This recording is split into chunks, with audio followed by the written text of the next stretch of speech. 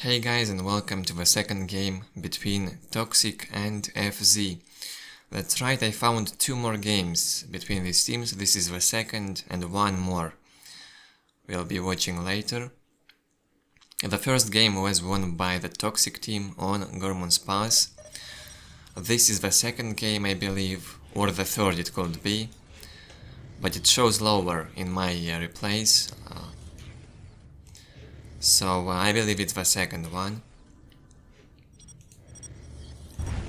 We have the same races for Toxic team: Dark Eldar and Necrons, Horde with Necrons, and the Red with Dark Eldar. Horde drops the generators as always. Well, Necrons always drop the generators if he has Dark Eldar in team on Dark Eldar's base, so the slave builds them much faster. On the other team we have Orks and Space Marines, the same races as well. Servant does only scouts build, I see, with generator. Marty placed barracks on his base. This could be an effective strategy, unlike in the previous game. Scout Harris here from Servant on Horde's base. Mandrakes here will not allow Slugger Boys to capture the point.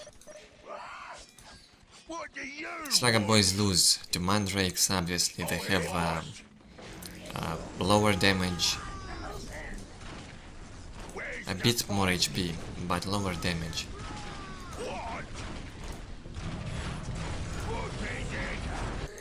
Not a big difference, but anyway. Mandrake damage to high infantry is really high. Or light infantry. Not sure how it's called. High infantry or light infantry. I think it's the same.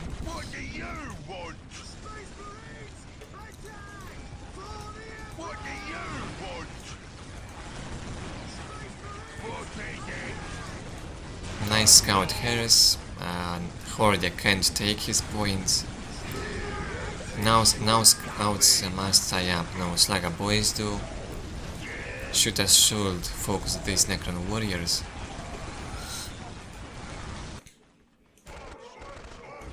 Big Mac coming. Nice. Now Big Mac will be able to deal with these Necron warriors easily. I think Big Mac is one of the leaders that can deal with Necron warrior squad in the easiest way.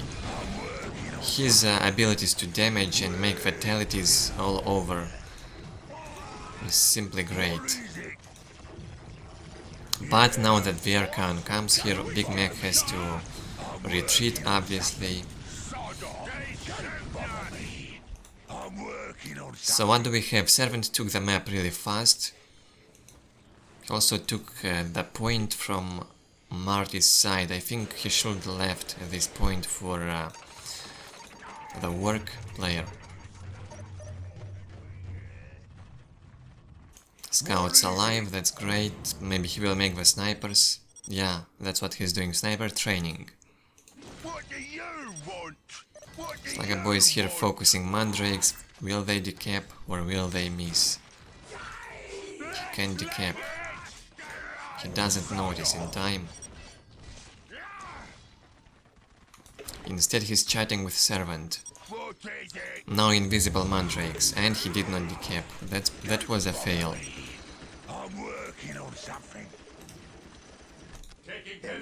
Servant's economy 110 to 10. That's probably the best economy in this game. 70 economy for Necrons, also not bad.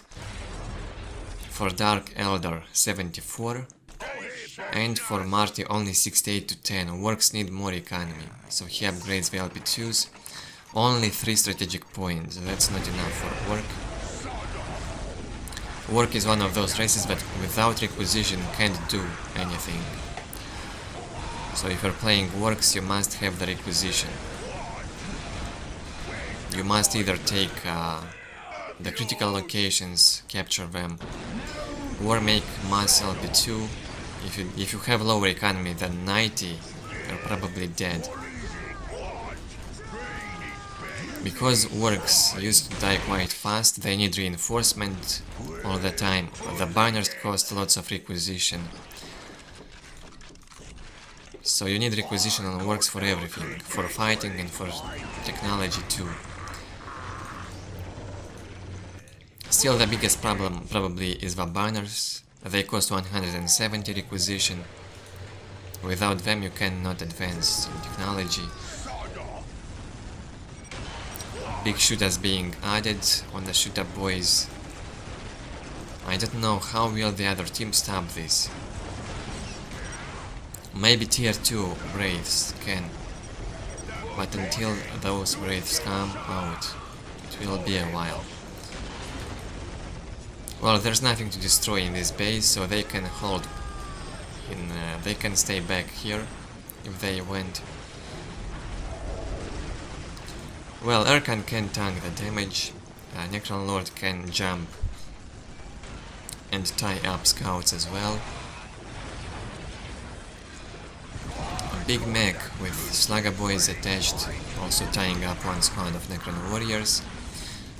Must jump back, that's what he's doing. 35 population on work.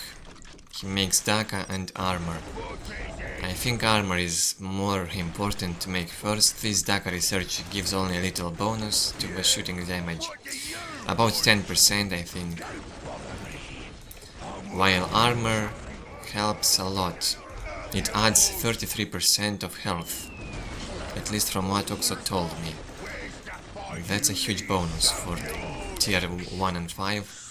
If you have a fully reinforced work squad, you get huge advantage from that upgrade, armor upgrade on Orks. On Space Marine it's about 10% when you make the Bionic. I mean 10% HP bonus is not that much, while Work has 33. Much better. And I think it's about the same cost. Only a bit more expensive on Orks, about 25 requisition. But that's not a big difference. 25 requisition, that's not much. Tier 1 Bionic on Space Marine is probably the cost of 50 to 25 or something. Maybe 50 to 20. Something like that. I might be wrong, because I don't play Space Marines often. 74 to 20 economy, 45 work population, servant 134 to 60 economy. Crazy macro game here with snipers. What else does he have? A turret. Well, Space Marine turret, look at this amount of HP, 900 HP, but the damage is also low. Probably the weakest turret in the game is this one. Eldar's turret is much better, even if it has lower HP, but on tier 2 Eldar turret has a very good anti-vehicle if it's upgraded, and the range is huge. It can also teleport with the help of that building ability. So I think, yeah, Space Marine turret is the worst one. The best probably is the Necron turret and Imperial Guard, then Chaos turret is also good. The only bad thing about Chaos turret is that you basically cannot repair it. Reparation from heretics is not effective. So wasting heretics on reparation, on repairing the turret is not worth it, I think. But in 2v2, if you can, if your ally can, if you are Chaos and your ally can repair your Chaos turret, it can be very good, almost as good as that Necron turret. It has the same amount of HP, and it deals really high damage, basically on everything. So what do I see here? Tier 2 and 5 from Horde. He has 90 economy, he has the Necron Warriors upgrade, he makes the Destroyers now. Very good stuff here, lots of Wraiths as well. Will the other team be able to hold them back? Well, Necron warriors shouldn't be a problem for Orks and Space Marines, but these raids can be a problem for scout snipers. Oh, a Hellfire Dreadnought. Probably Servant's favorite vehicle is this one. Even in 1 versus 1 he makes this Hellfire a lot. Usually Servant plays Tactical Marine Mass with very nice macro, micro, and on tier 2 and 5 he tries to mass as much as possible. He makes both infantry, huge amount of infantry, and lots of vehicles. Well, tier 2 and 5 is probably the best time for Space Marines. They can do a lot on the tier 2 and 5. They have the counter to everything, so why not playing a big tier 2 and 5 game? Nice attack here, but I think it wasn't worth it after all. Only 1 point from Ork was destroyed. What else? Nothing. Only 1 point. Destroyers, what are they doing? They get killed by the booster. Wraiths here will die. Well, 90 income on energy is great, but Horde should also think about a big generator. The other one was built by Servant, probably a long time ago.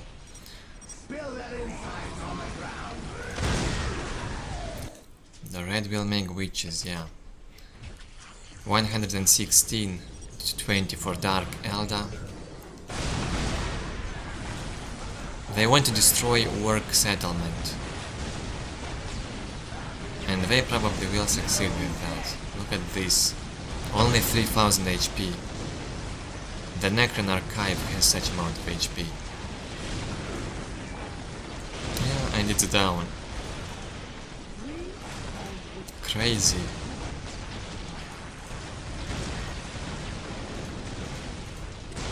Maybe now it's time for Servant to play 1 versus 2. In the previous game Marty played 1 against 2. In this game probably Servant will do that. So let's see. Martefio couldn't win 2 players, even with Servant's resources. Maybe in this game Servant will be able to do that.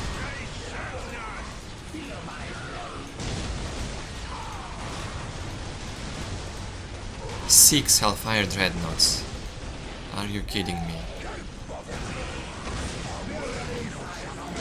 What is this? You don't see this in today's games, I think.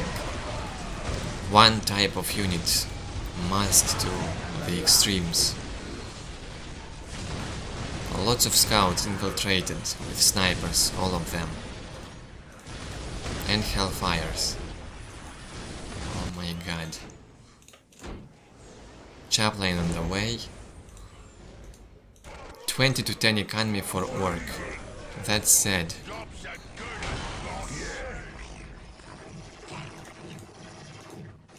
Man.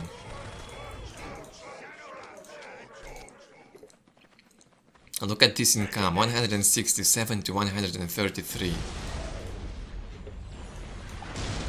I think Servant will be able to win this game alone. From what I can see, we have 112 on Horde, that's still good enough, but it can't even compare to Servant's economy. It's about 3 times worse. And on Dark Eldar, well, it's still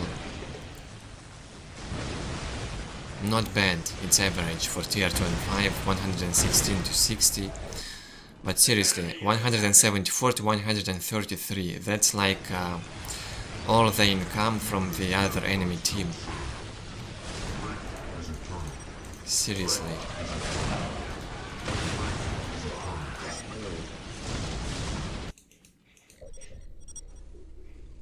Good stuff. And if Servant will mass more army now, he needs more infantry.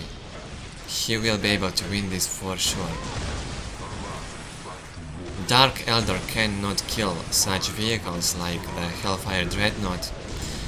Their anti-vehicle is not effective against such type of vehicles.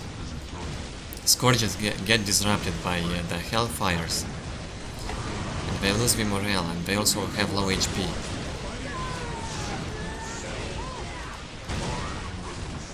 A few Dreadnoughts got killed, but who cares? Servant keep making them. And Servant goes tier 3. And he keeps making these Space Marines.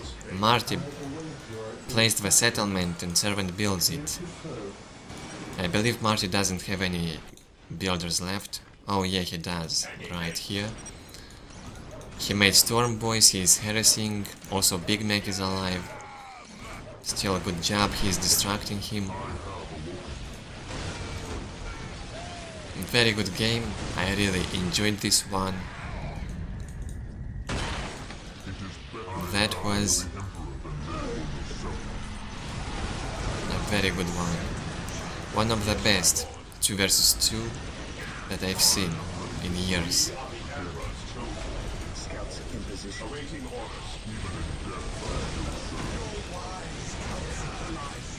Only Space Marines we see here, fighting 2 players.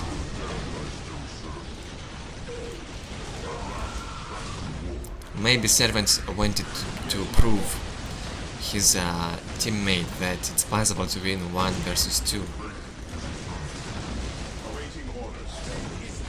Well, winning against toxic team 1 alone?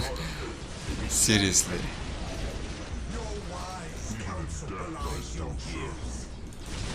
Of course, Space Marines have some nice advantage over Necrons. But Dark Eldar can win Space Marines, well, at least 1-on-1. Dark Eldar is much stronger in early game, so they can get huge advantage with those bikes, Hellions.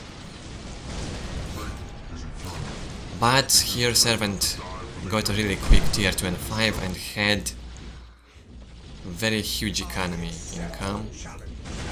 Now it's impossible to stop this. Look at these Space Marines and all these Dreadnoughts. There's nothing a team can do. These Warp Beasts are useless against such army. They will die in a second here. This is crazy. Necron Lord jumps, drops the solar. Maybe they want to engage, but I don't think that's a good idea. These solar pills will be gone in a few seconds. Soulstorm used, also one ability that we do not see very often, because Dark Eldar doesn't really extend the game into tier 3, and when they do, they don't really have these magic points all the time to cast the Soulstorm, but it's a nice ability. It's good to be used against such infantry mass, for sure. Immortals obviously cannot compete with these Hellfires. They cannot destroy. There's no anti-vehicle. Without Horde's tier 3, yeah. Without heavy destroyers, these vehicles cannot be killed. Even Immortal mass would get killed by this Space Marine mass, so the Hellfires will survive. Look at this base. So that's it. Servant power wins basically the game here.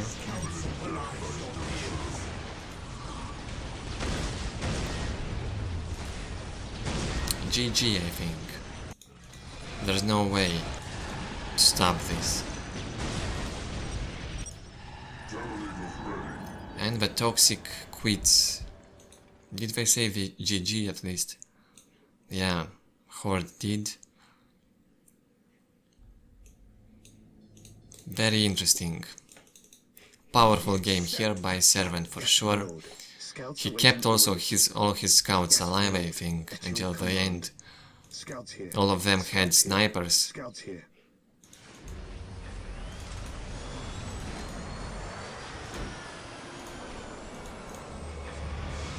Yeah, that's it.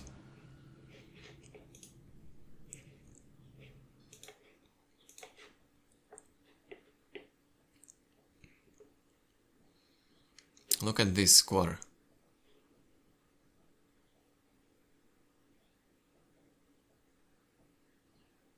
What is this? 1260 score on military for servant on the overview. And look at the enemy team. Compare this to this number. What the hell? That's crazy. Units killed 180. The enemy killed, both killed less than servant did. Only 30 units lost, and he had a huge army. 83 army size, but that was the army of Space Marines, not Orks, where you can mass them endlessly and still they are useless. Horde had a bigger army. He had lots of Necron warriors, wraiths, immortals, flayed ones, but that didn't help. On resources, obviously, servant wins. Servant's economy was better than the enemy team's economy on both players. I mean the enemy team of servant. The sum of their economy was worse than a servant's economy alone. You don't see that often, do you? 18 research count and 42 unit upgrades. Also more than the enemy team summed up. That's crazy result here. So the first game got won by Toxic, the second game by FZ Servant. Marty also helped. He won lots of time until the middle game, until Servant got his huge economy up and tier 2 and 5 army. That's it with this game. If you enjoyed it, as always, leave a like, leave the feedback below the video, subscribe if you are new, and I hope to see you next time. Thank you for watching.